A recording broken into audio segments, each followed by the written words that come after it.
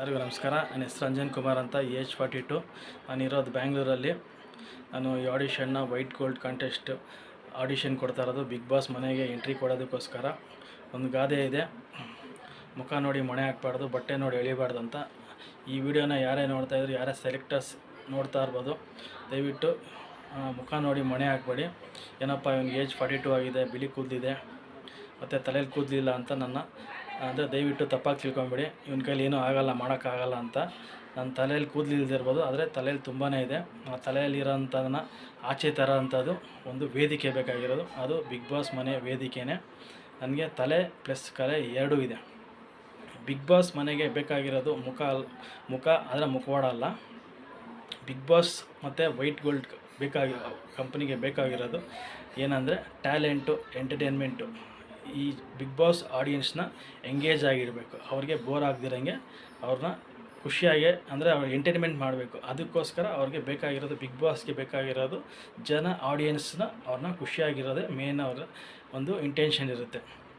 ನಾನೇನಕ್ಕೆ big boss ಬರಬೇಕು ಅಂದರೆ, ನನ್ನಲ್ಲಿ ಮಾತಿನಲ್ಲಿ ನಾನು ತುಂಬಾ ಅಂದರೆ ಯಾರಿಗಾದರೂ ನನ್ನ ಮಾತು ಡಿಬೇಟಲ್ಲಿ ನಾನು ಯಾರನ್ನಾರು ಮಾತು ಫೈಟ್ ಮಾಡ್ಬೋದು.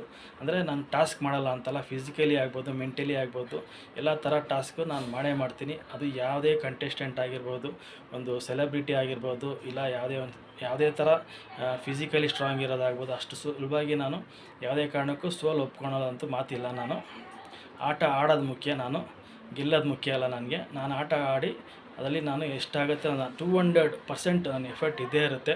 ಬಿಗ್ ಬಾಸ್ಗೆ ನಾನು ಮತ್ತು ವೈಟ್ ಗೋಲ್ಡ್ ಕಂಪ್ನಿಗೆ ನಾನು ಹೇಳೋದು ಏನಂದರೆ,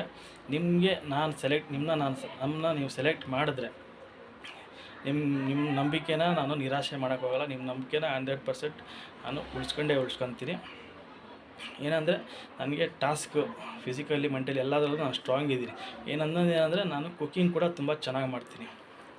ನಾನು ಈ ಬಿಗ್ ಬಾಸ್ಗೆ ನೀವೇನಾದರೂ ನನ್ನ ಸೆಲೆಕ್ಟ್ ಮಾಡಿದ್ರೆ ನಾನು ಬಿಗ್ ಬಾಸ್ ಟ್ರೋಫಿ ಗೆಲ್ತೀನೋ ಗೆಲ್ಲಲ್ವೋ, ಆದರೆ 100 ಅಲ್ಲ 200% ಹೇಳ್ತೀನಿ, ಕಿಚ್ಚನ ಚಪ್ಪಾಳೆ ಅಂತೂ ತೊಗೊತೀನಿ. ಏನಂದರೆ ಸೆಲೆಕ್ಟ್ ಮಾಡೋರು ನನ್ನ ಈ ಟ್ಯಾಲೆಂಟ್ನ ಒಂದು ಗುರುತಿಸೋದು ಅದೇ ಒಂದು ಟ್ಯಾಲೆಂಟ್ ಆಗಿರುತ್ತೆ. ದಯವಿಟ್ಟು ಈ ವಿಡಿಯೋನ ಯಾರೇ ನೋಡ್ತಾಯಿದ್ರು ನನ್ನ ಅಂಡರ್ ಎಸ್ಟಿಮೇಟ್ ಮಾಡಬೇಡಿ.